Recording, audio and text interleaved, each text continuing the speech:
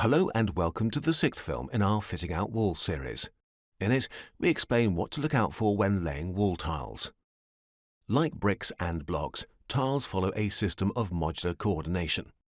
As they are laid side by side with joints between them, a distinction is made between nominal tile size and work tile size in order to allow for variation.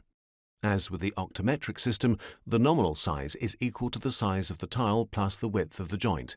It's therefore the nominal size of the tile that determines the size of the tile grid. The modular coordination of the tiles may clash with the modular coordination of the masonry upon which they are to be laid. Tiles are often dimensioned according to a decametric system, that is to say in multiples of 10 centimeters, which does not correspond to the octametric system of the brick or block work. There are two possible ways of dealing with this mismatch. Either the tiles can be cut, or the area to be tiled can be reduced to match the nominal size of the tiles. Tiles should never be cut down to less than half their width, so it may sometimes be necessary to trim them on both sides, as shown on the left here. Cables and pipes need to be brought out of the wall cavity and into the room to supply switches or remove wastewater, for example. Wherever possible, these outlets should be planned at joints, ideally at the cross joint, that is to say at the intersection of two joints. Alternatively, the piercing joint can be placed in the center of a tile. Tiling plans show the pattern in which the tiles are to be laid and the position of any cut tiles at the edges, for example. These plans comprise layouts and details of the surrounding walls to show the correct treatment of corners. As well as floor layouts, tiling plans also show the position of doors, sanitary ware, radiators, switches, sockets, toilet brushes, etc. in relation to the tile pattern.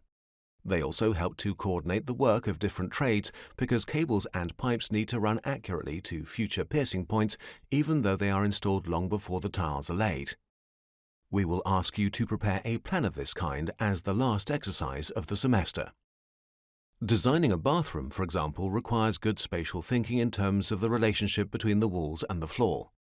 Floor and ceiling joints should match in such a way that the user can see the organizing hand of the architect at work and to ensure a clean, neat look. Summary: tiles follow a system of modular coordination and a distinction is made between nominal tile size and work tile size. Unlike masonry units, tiles are based on a decametric rather than an octametric system and so often need to be cut down to match the masonry modules. Alternatively, the area to be tiled can be reduced to match the nominal size of the tiles.